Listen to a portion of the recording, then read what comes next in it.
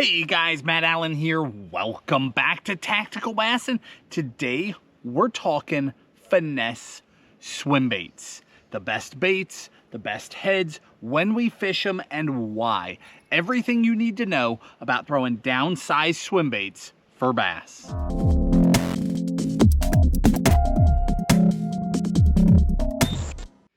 Small paddle tail swim baits are a fishing staple. And we're not just talking bass fishing. I mean, they'll catch every species of bass. They'll catch trout. They catch everything in saltwater too. I mean, they are a major player in fishing. And you can get as complicated as you want with these things. If you look in the bottom of my boat on any given day, there's just gonna be a pile of paddle tails, all different colors and brands and sizes, because I use them for different things. But it doesn't have to be complicated. So what I'm gonna do today is try to make this really simple for you. I wanna help you understand the factors that go into choosing a bait. And then after that, I'm just gonna show you some of my favorite baits and some of my favorite heads, favorite rods, and I'm going to explain how I choose between them. Okay, because it's really not very complicated. But if you want to make it sound complicated, if you want to get on Tackle Warehouse and look at hundreds of different baits and heads and shapes and underspins, I mean, you can blow your mind, but you don't have to do that.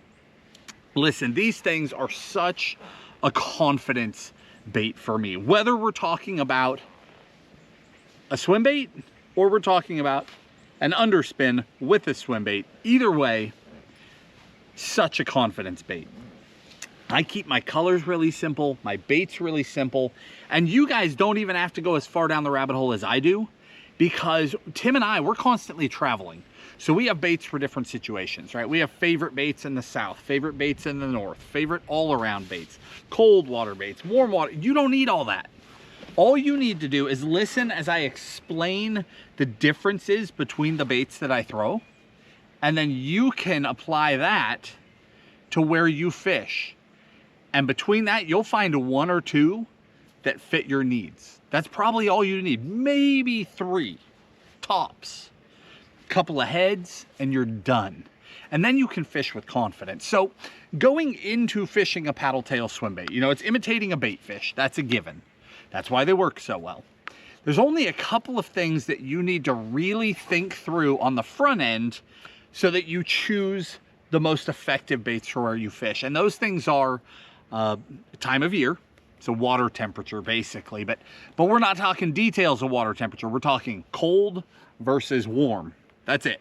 Don't worry about, you know, is that water 55 or 58? Who cares? Is that water 40 or is that water 75? Let's just do that, okay? Cold water, warm water. We need to know general water clarity. Are you crystal clear or are you murky to muddy? And then we need to know what kind of bait fish your bass are eating or what kind of bait fish are in the lake. You can determine that most easily by what are the bass spitting up when you catch them. You can determine that by looking along the shallows, either getting up shallow with a boat or walking on the bank and look in the water. What sort of bait fish do you see? What sizes are they? What colors are they? Even if you don't know what they are. That's about it. I mean, watercolor, temperature, what kind of bait fish, you're in business. If that water's crystal, that's a different animal than if it's muddy. And it's as much about color as it is about action. So colors, I mean, we can keep colors so simple. In general, an electric shad or a pro blue red pearl, those are really good natural colors.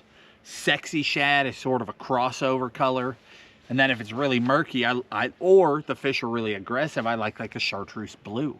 Now, there's 20 other great colors. There might be 100 other great colors, but I could keep it that simple. Really, you can. It doesn't have to be complicated. Now, bait action has a lot to do with watercolor, as well as water temperature. So, the colder the water, and or the clearer the water, I lean towards baits that have tighter actions, okay? Maybe more body roll, smaller tail kick. Doesn't have to be body roll, it can be stable, but smaller tail kick. Colder water or clearer water. Warmer water or murky / muddy water, wider tail kicks, just as a general rule. Okay, as you're trying to simplify, that's what I want you to think about. So think about your lake. Is your water generally clear? Is it generally murky? Are you fishing wintertime? Are you fishing summertime, right? These are simple decisions. So from there, we can talk through baits, heads, rods, all that stuff. Heads, I try to keep it really, really simple. So basically, you're going to need a swim bait head and an underspin. Now, there are variations between those things depending on the baits you choose. But that's essentially all you need. So as far as swim bait heads go, you know, we make a bunch of swim bait heads. With Dirty Jigs, we've got the Matt Allen head that we've had forever, the screwed up head, the tactical screwed up head, the tactical finesse swim bait head, and then 2 versions of underspin. That's just what we make. And we only made those because there were holes in the market and people needed them. Tim and I don't design lures to try and make a living. That's not what we do. We only put something into the market when there is a legitimate hole and it's messing up people's fishing and it needs to be done right. So for a true swim bait head, if I could recommend 2 for you, on the finesse side, like true finesse, little swim baits, Dirty Jigs guppy head. That's my main head. I have one of these tied on literally every single day of the whole year. There's a guppy head in my boat, period. You can pair it up with little tiny 2.5 inch baits all the way up to 3.3, 3.5 inch baits. The guppy head is awesome. And I really, if I could only have one, it's a 1/8 ounce 1/0, okay? 1/0 hook. That head right there. Pick a color, whatever. They're all pretty similar. I'm not too worried about that. But 1/8 ounce 1/0, that's my staple. If I'm throwing larger swim baits, this is our screwed up swim bait head. It's got that screw on it.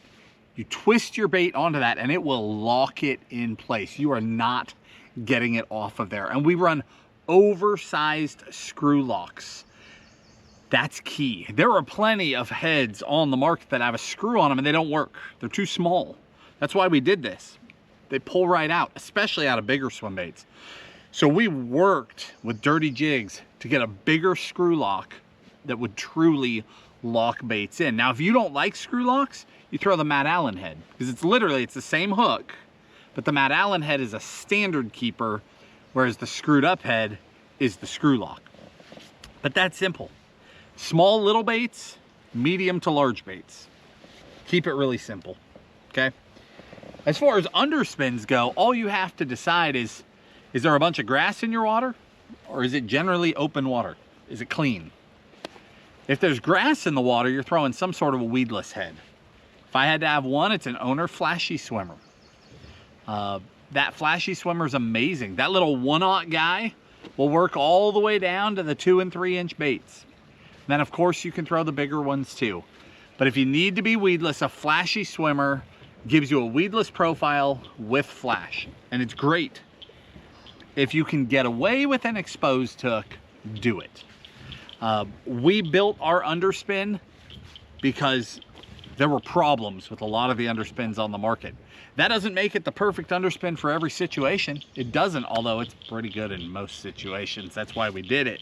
But let me explain. If you're throwing smaller, this is our little finesse guy, little mini. And this is our full-size tactical underspin. Full size comes 3/8 up to 3/4. The little guy comes 1/8 up to 3/8. The little guy comes with 1 hook in it. Same size hook, whether that's 1/8 or 3/8. All the way through the run, it's all the same hook. The bigger one, our tactical underspin, it comes with a full run of hook sizes so you can pair it up to various baits. The only other thing I'll point out is that in our little guy in the finesse underspin, you can choose if your water's really, really clear and you don't want white paint, because all the heads used to have white base on them.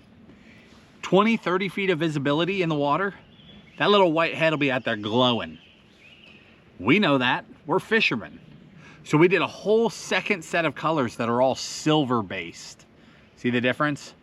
White base versus silver base. And they are so natural. They don't stand out. They don't have that bold white dot going through the water. They are so dialed if you have clear water. But those little guys are killers. The only other, in fact, here's one rigged up. There's one silver base on Pro Blue Red Pearl. I mean, look at that. It's money. The only other head that I put significant time into throughout the year is a megabass head. It's called the Okashira screw head. See that little blade on there? The little blade just spins around the shank. It's not an underspin. It spins around the shank. The reason why I throw this head, because this category, it's kind of become a category. Other brands have entered it. Now they sort of call all these wheel heads, where that thing's going round and round the head. The reason why I throw the Okashira is because this thing is made with a disproportionate blade.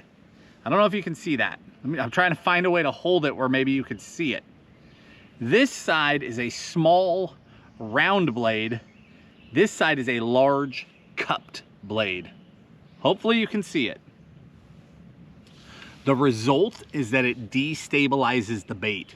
It causes the head to wobble and rock as it comes through the water. It is very unique. Those heads right there are what I throw. I mean, is there some random time I'm gonna throw some other heads? Sure.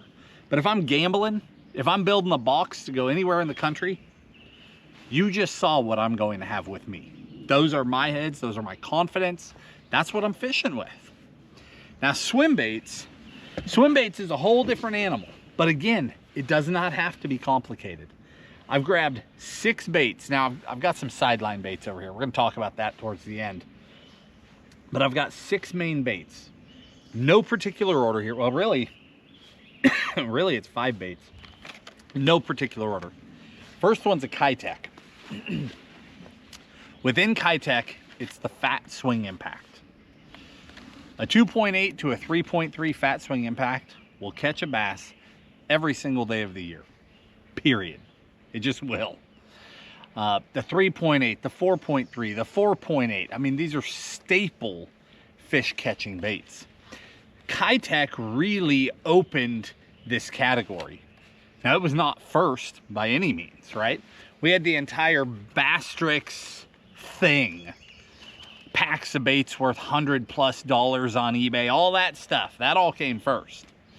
But Kitech was that first mainstream bait where you could open a pack, every single bait worked, every single bait ran true, colors were consistent, and fish were coming in the boat. They just flat catch them. The thing to understand about a Fat Swing Impact is that the action is over the top. It is a super wide tail kick, wider than an actual bait fish.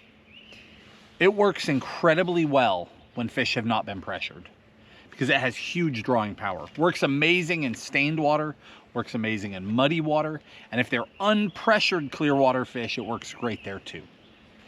But again, it's an over-the-top action, tons of drawing power.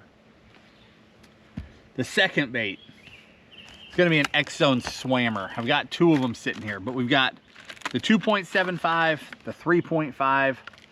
There's also the 4.5 or 4.75, the 5.5. You know, there's tons of sizes. But these two, these are the staples. 2.75, 3.5. I mean, I live and die with those things. This has become such a confidence bait of mine. So here, the action, actually I've got the 4-inch laying here. The action is completely different. So a Kitech coming through the water is going to kick like this, okay? The Swammer is more of a twisting kick. And as it's doing it, the body is also twisting. And I mean a lot. Twisting as it comes through the water. It's very, very different. The reason why this has taken off in my fishing, because, I mean, we talk about it all the time, right? We're always throwing swammers. You check those video descriptions, they're full of a swammer, almost every video.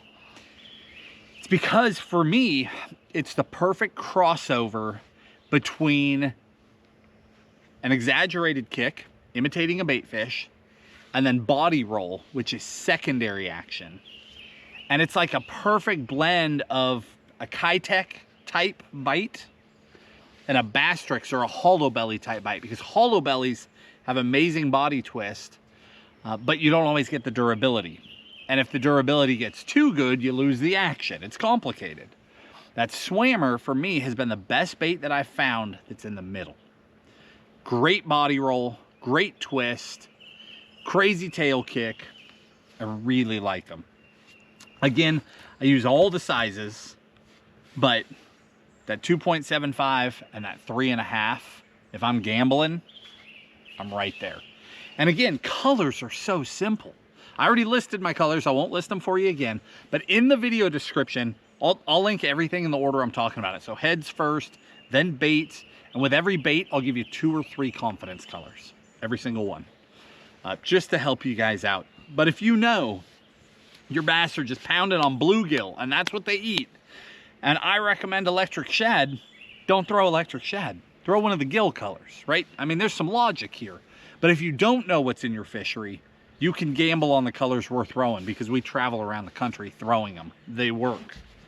Next one, Storm Largo Shad. The Largo Shad is a whole different animal. The Largo Shad is more of a saltwater, I got one laying here, a saltwater style bait, meaning that it's not a full body. The head's chopped off, right? It needs some kind of a head on it. The Largo Shad is amazing. So are all these others. That's why they're on the deck right now. There's dozens and dozens and dozens of baits we're not talking about, right? These are the winners. The Largo Shad is the best bait I've found for imitating threadfin shad. If you are in any southern fishery, warmer water, the Largo Shad, leave this little extra guy in here attached, okay? Leave it just like it comes out of the pack, and you have got a bait that imitates a shad. I recommend fishing it quicker, so not like bottom crawling. This is a chuck and wind. A Swammer, a Kitech, you can creep bottom with them if you want to, or you can speed them up. The Largo Shad, I'm fishing it quicker. I also recommend, it's made of a more durable material, I recommend sticking to exposed hooks, not weedless heads. The more I've played with it, the more I've noticed that my hookup ratio with the weedless head is not where I want it, but my hookup with an exposed hook is amazing. It just has that perfect, something about this tail, it has the perfect vibration. In addition to kick and overall look and all that, it has a vibration that fish react to. Now here's a trick. If your water's colder, wintertime, or if it's super clear, take this little piece and rip it off, okay? Lose that. You just completely altered the action of this bait. This bait is now a slow winding bait with amazing kick, even in colder water. And I have crushed them on the Great Lakes with this bait, with that piece ripped off. The 2 sizes I throw are the 3-inch and the 3.5. I don't throw the 4-inch very much. It's a much more aggressive bait. It's only a little bigger, but the action is just that much more. The 3 and the 3.5 are my main focus. But you rip that little guy out, you put that on an exposed head,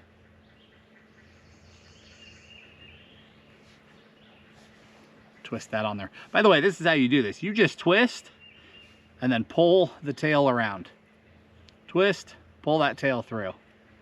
Look at that. We're dialed. You fish that on an exposed head and it will smash. Absolutely smash. Next one. From Megabass, the Spark Shad. The Spark Shad is a deadly, deadly bait. It's a flat-topped bait. Let me pull one out.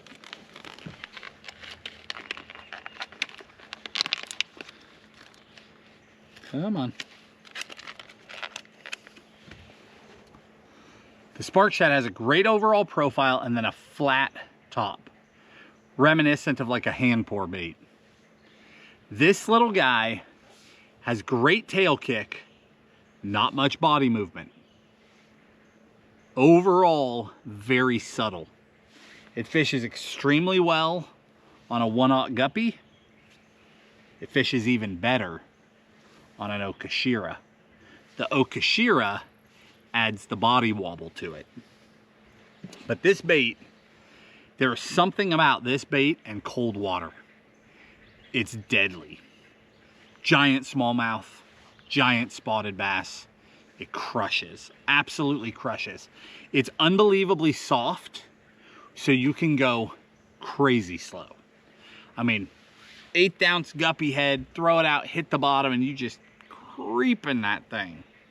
And that tail's just back there doing its little kick, and they eat it. It's a deadly bait. So a cold water bait and a clear water bait. Super clear water, Great Lakes. This outperforms that Fat Swing Impact over and over. I mean, we've experimented with this stuff so much. It's amazing how well this bait does in those situations. Last but not least, from Duo Realis, we've got the little Versa Shad. This is your, like, as subtle as you're going to get. 1/8 ounce 1/0, that's as big of a hook and a head as you want to throw this thing on. That's it. That little Versa Shad, super tight, narrow body. Can you see how thin it is? Like paper thin. And then it necks down even tighter right before the tail. It's just like a paper going to the tail. And then it's got a great little tail on it. It's got an awesome little shimmy, little body roll, little tail kick, but super, super subtle. Freezing cold water and then clear water. That body roll and that shimmy are awesome all through the summer. Came up just a little short, which is a bummer, because once you back that off there, it never stays as well as it did. Right there. That little guy is deadly. The head is the widest part of that whole profile. That body is very, very narrow. It's a fishy little bait. Again, super subtle. Big fish in clear water. They can see a long ways. You just slow roll that thing. It's got that little shimmy to it, and they'll smoke that. But murkier water, we're leaning towards those exaggerated actions. Crystal clear water, we're leaning towards those subtle actions. And then you're deciding between exposed heads and bladed. Be that an underspin or an Okashira. Adding a little blade, a little bit of flash goes a long ways. The other thing, if there's a lot of bait fish in the water, if your bass are chasing bait, whether that's shallow or deep, you know, you're using electronics, huge bait ball, and there's bass on it. A blade, an underspin, it catches so many more fish than a bare swim bait. A blade is such an important deal. I can't stress it enough. Anytime bass are actively on bait fish, start with a blade. A blade will pull fish farther. It will make you stand out from the crowd. If there's 10,000 shad and bass are eating them, and you add another shad to the mix, sure, they'll find it because the other shad will turn off and leave you alone. But if you've got a blade on there, the other shad stay away from it. Now you stand out there alone and you've got that flash to catch their attention. I'm telling you, drastic difference. I never go after bass that are on bait without a blade unless it's a weird day where they've just rejected the blade. They're just not eating it. And then I'll try a bare swim bait, but that's the only time. All right, the only other category, and for me, it's mostly a northern thing, although I do it a lot in the south too, particularly in rivers. Bass eat gobies. They eat things that have that general body shape. They eat sculpin. I've got 3 baits for you. 2 that are unrigged, 1 that's rigged. Unrigged baits first. If you're fishing the Great Lakes, you need some kind of a goby profile. If you're fishing a rocky highland reservoir anywhere in the country, you'd be wise to throw it too. If you're fishing a river, you absolutely need to be throwing it, because sculpin are native all over the country, and they're that same profile, similar colors. Bass are eating them on your fisheries and you don't realize it. First one from Z-Man, the TRD Gobies. It's an Elastec bait, super stretchy. But that guy right there, and that's one of my 2 favorite colors in it too. Man, they just smash it. I throw this just on that same guppy head. I'm gonna pull it right out of there so I can show you. Just thread it onto a guppy.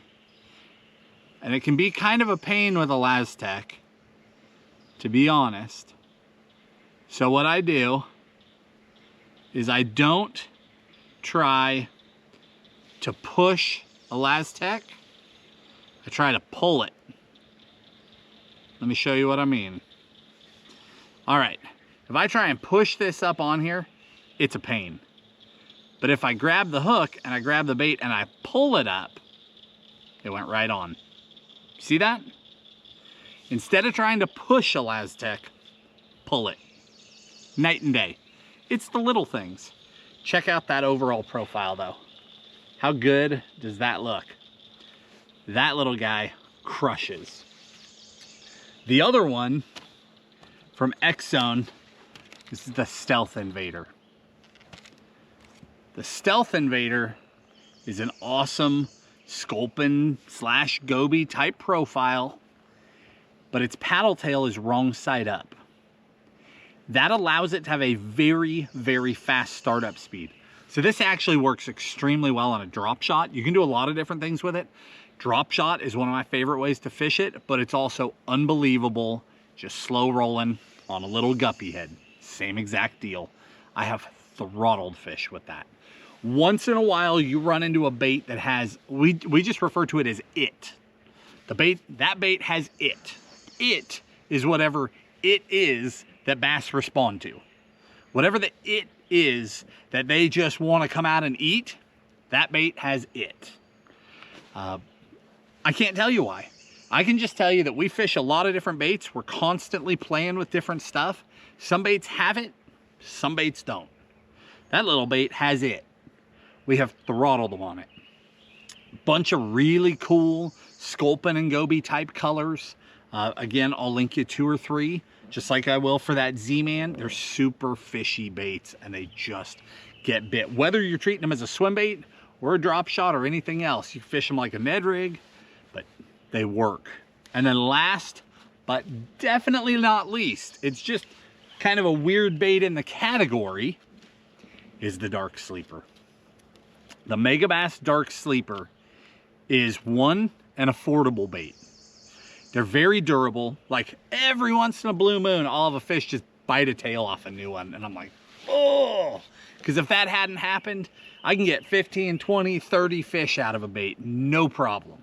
No problem. They're incredibly durable. They hold up super well. You don't have to add a head to them. They've already got a head inside. The hook is hidden inside of this fin.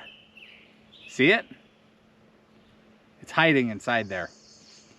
Comes in a bunch of great colors, but I have 2 or 3 that Tim and I both just, those are our colors. Those are our colors. And it's always the same ones, but this is incredibly effective. When we go north, the Dark Sleeper is my single favorite bait for fishing northern clear water fisheries. The only time I don't throw it is when I've thrown it a ton and for whatever reason the fish are being weird and I need to throw something else. And then I switch to all of these. But I literally start out with this every single time I go north. The color Wagasaki, Haze has kind of a bluegill look. And then this guy, Donko. Those are my 3. There's a bunch of other good colors, but those are my 3. They just eat them. Slow wind it, it loads up, smash them. I have excellent hookup ratio with this. I almost never lose fish. I've lost track of the 5 and 6 pound smallmouth I've caught on it. It's so deadly, but it works in the South too. I've blasted fish down here on this thing and no one throws them. It's crazy. All right, with that, it really is simple. I mean, we just covered a lot of baits, a lot of colors, a lot of heads, but what I'm telling you to do is analyze your lake. Okay, I live in the South. Water's pretty warm. 3 to 5 foot of viz, you know, it's kind of murky. It's not 50 foot of viz. Okay, I've got a ballpark. I'm probably throwing a swammer, a largo, and a Kitech. Well, every other boat around me has a Kitech. Well, I'm probably throwing a swammer and a largo. I want to throw it near the bank. I need an underspin that's weedless. I want to throw it out in the open.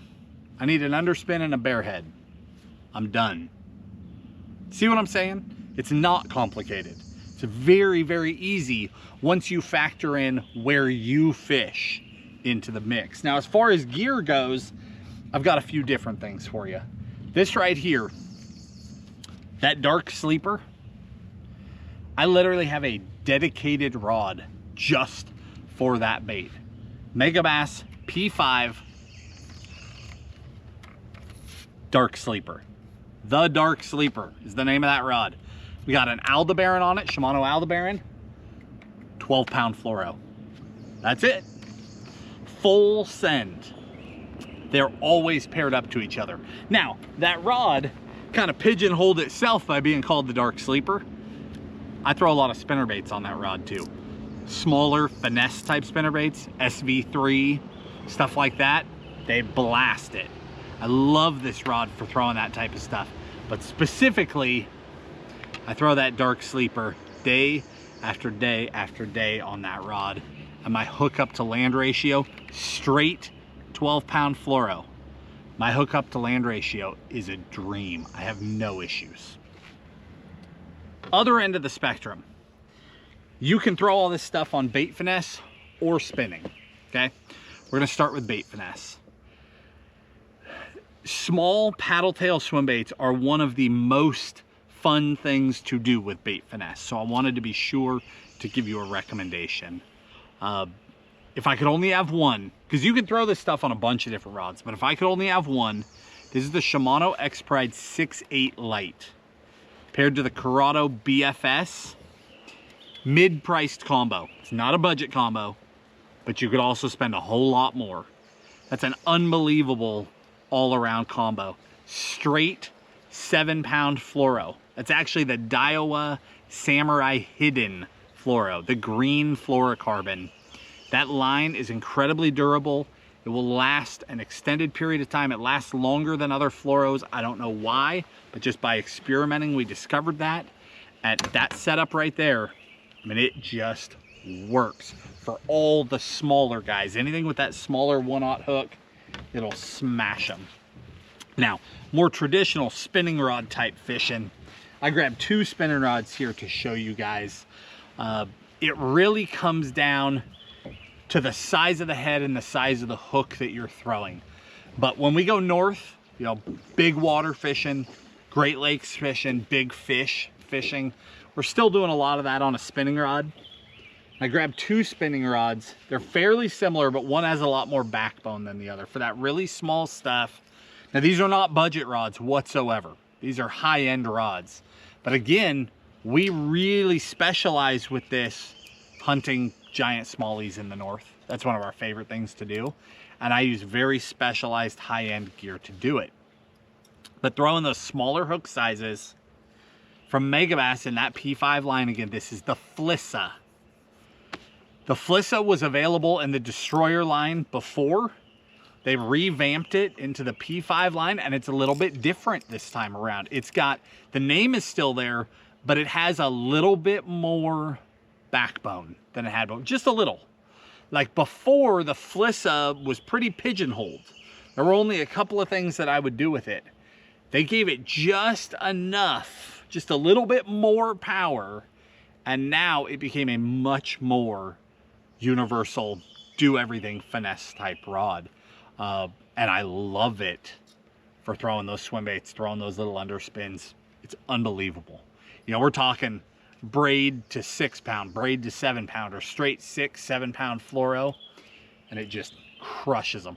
I really like these longer spinning rods for the little swim baits because it helps to really cast them. You can get a ton of distance out of them, and then when you get bit, you can really load up a deep hook set, really load up on those fish, and then you just let the rod fight the fish. You just bow up on them, that rod gets all flexed, and then that fish just bulldogs against that rod, and you can do it on light line, even against giant fish. The other one, this is in the new Loomis GLX line. They just revamped GLX. If you missed it, rods are amazing. We did a full review of it pretty recently. But specifically in the GLX line, they launched some models that Loomis has never had before. And one of them is this guy right here. This is the 892S. Just a tiny bit shorter than the 901 and 902 that we're all used to. Tiny bit shorter. And in that 2 power, it's got a little bit of power behind it. You know, it's much stiffer. So the tip is soft, but we immediately start arriving in backbone through here. Immediately. And then you can deep load it. As a result, yes, I can throw the 1/0 hook, but I can also throw a 2/0, a 3/0, a 4/0. That's a spinning rod that's got a lot more power in it. So it's still a long rod. I can send huge distance. I've got that paired up to, whoop, look out. Paired up to an X-Sense, which is an unbelievable reel. And then that pink suffix. I love that sunrise color. I do. I have a lot of confidence in it because I can see it really well. I can see it better than I can see green laying out on the water. And I'm running a leader anyway, a long leader. So it's not impacting my fishing at all. It's just easier for me to see where my line is. But again, I'm getting incredible distance out of this. But then when it comes time to wind up and set the hook, this thing, I've got horsepower. I mean, I can smash them with it. And that's a really good balance. Again, none of these are budget rods. You can do this stuff with budget rods. You can get yourself a 610 to 7.1 medium, and you can do most things. You really can. Not an issue. But if you want to dial it in, if you want to go to ultralight line, if you want to target giant fish, this is one of those categories where high-end tackle can be really, really fun. Guys, I hope I helped answer some questions for you. Hopefully we simplified it and we didn't complicate it. When you walk into a tackle shop and there's a wall of little swim baits, and then you go over to the hook section, there's a whole section of jig heads. I mean, that stuff can overwhelm a guy, but it doesn't have to. It can be very, very simple. Couple of heads, couple of baits, couple of colors. Get a good rod and send it. You will catch more fish. You'll catch a lot of little fish, but you'll be surprised when a big one eats it too. Guys, again, I'll link all this gear in the video description for you. If you enjoyed the video, hit the like button, subscribe to the channel, and we'll talk to you soon.